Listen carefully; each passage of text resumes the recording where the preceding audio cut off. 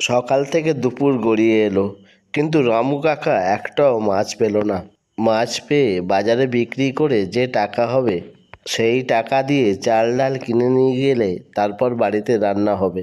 তাই মাছ না পেয়ে রামু কাকা কান্না শুরু করে দিল।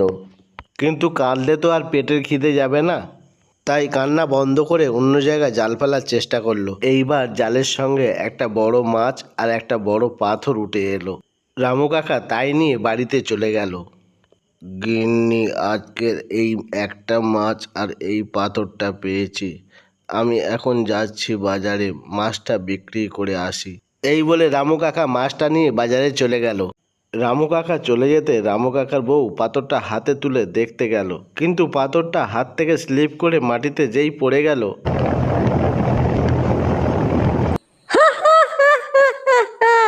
হুকুম করো মালিক, তোমার কি চাই? তুমি যা চাইবে তাই পাবে। ঘর বাড়ি সোনা দানা টাকা পয়সা যা চাইবে তাই পাবে, কিন্তু তোমাকে সৎ পথে থাকতে হবে। যেদিন তুমি অসৎ পথে চলে যাবে সেদিন কিন্তু এইসব তোমার কাছ থেকে চলে যাবে। তখন রামু কাকার বউ ঘর বাড়ি সোনা দানা প্রতিদিনের খাবার সব কিছু চেয়ে নিল। তখন ডাইনি বলল, যা, তুমি যা চাইছো তাই হবে। রামু কাকার বউ বাড়ি ঘর সোনা দানা পেয়ে খুব খুশি হয়ে গেল। কিছুক্ষণ পরে রামু কাকা মাছ বেচে এসে নিজের বাড়ির সামনে দাঁড়িয়ে ভাবতে থাকলো, এইখানেই তো আমার সেই কুঁড়ে ঘরটা ছিল, কিন্তু হঠাৎ করে এত বড় বাড়ি হয়ে গেল কি করে? তবে আমি কি রাস্তা ভুল করে অন্য রাস্তায় এসে পড়েছি নাকি? না না, এত বছর ধরে আমি বাড়িতে আসছি, আমার ভুল হতেই পারে না। ঠিক আছে, আমি একটু বউকে ডেকেই দেখি। চম্পা, ও চম্পা। না, কেউ তো সাড়া দিল না। তখন রামু কাকা সেখান থেকে চলে গেল। এইদিকে রামু কাকার বউ হঠাৎ করে এত ধনসম্পদ পেয়ে রামু কাকাকে ভুলে গেল। বান্ধবীদের সঙ্গে মৌজ মস্তি নাচ গান এইসবে মেতে থাকলো। প্রতিদিন আনন্দ আর নাচ গান হতে থাকলো। আর রামু কাকা নিজের বাড়ি না খুঁজে পেয়ে ওই বাড়ির উঠানে এসে ঘুমাতো। এইভাবে কয়েক মাস চলে গেল। রামু কাকার এই রকম কষ্ট ডাইনির আর সহ্য হলো না। তাই রামু কাকার বউয়ের ঘর থেকে ডাইনি সেই পাথরটা চুরি করে আনলো। সঙ্গে সঙ্গে রামু কাকার বউ ঘর বাড়ি সোনা দানা সব কিছু হারিয়ে ফেললো। দড়ির সেই খাটিয়াতে বসে নিজের সেই সুখের দিনগুলো ভাবতে থাকলো এবং নিজে নিজে আফসোস করতে থাকলো। আমি সব পেয়েছিলাম, কিন্তু নিজের দোষেই সব কিছু হারিয়ে ফেললাম। আমি ডাইনির কথা রাখতে পারিনি, তাই আমাকে সব হারাতে হলো। এদিকে ডাইনি রামু কাকাকে সমস্ত ঘটনাটা বলল। এইবার থেকে তুই এই পাথরটা রাখ, আর তোকে মাছ ধরতে হবে না। তোকে বাড়ি ঘর টাকা পয়সা সব দিচ্ছি, এইগুলো নিয়ে তুই সৎ পথে চলবি, অসৎ পথে যাবি না। অসৎ পথে যেদিন যাবি সব কিন্তু শেষ হয়ে যাবে, মনে রাখিস। রামু কাকার হঠাৎ বড়লোক হয়ে যাওয়াটা ভালো লাগলো না।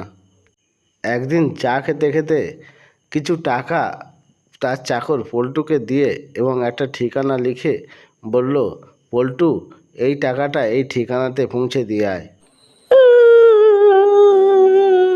তুমি কোথায় চলে গেলে গো? আমি আর কিছু খাওয়া পাচ্ছি না, আমি না খেয়ে পেয়ে মরে যাব গো। তুমি কোথায় চলে গেলে? পল্টু ঠিকানা মতো টাকাটা নিয়ে পৌঁছে গেল। এই দেখুন, আপনাকে আমার বাবু এই টাকাটা পাঠিয়েছে, এই টাকাটা ধরুন। রামু কাকার বউ সেই টাকায় কিছু ফল কিনে পাড়ায় পাড়ায় বেচতে লাগলো। ফল নেবেন, ফল, তাজা তাজা ফল। ফল নেবেন, ফল, তাজা তাজা ফল। এইভাবে ফল বেচতে বেচতে একদিন পল্টুর সঙ্গে দেখা হয়ে গেল। বাবু, আপনি যে ঠিকানায় টাকা পাঠিয়েছিলেন সেই মহিলা এক ঝুড়ি ফল নিয়ে এসেছে ফল বেচার জন্য। আপনি কি ফল নেবেন? এক্ষুনি যাও, পুরো এক ঝুড়ি ফল কিনে নাও ওর কাছ থেকে। আর হ্যাঁ, যা ফলের দাম তার দ্বিগুণ টাকা দিয়ে দেবে। পল্টু গিয়ে ফলওয়ালির কাছ থেকে দ্বিগুণ টাকা দিয়ে এক ঝুড়ি ফল কিনে নিল। রামু কাকার বউ টাকা পেয়ে সেখান থেকে খুব খুশি হয়ে চলে গেল। একদিন রামু কাকা তার চাকর পল্টুকে নিয়ে বাজারে গেছিলেন বাজার করতে। সেখানে তার স্ত্রীকে তিনি ফল বেচতে দেখেন। স্ত্রীকে কিছু না বলে সেখান থেকে বাজার করে চলে আসেন। স্ত্রী স্বামীকে দেখে স্বামীর পিছু নেন এবং স্বামীর সামনে এসে বলে, এই দেখো, আমার ভুল হয়ে গেছে।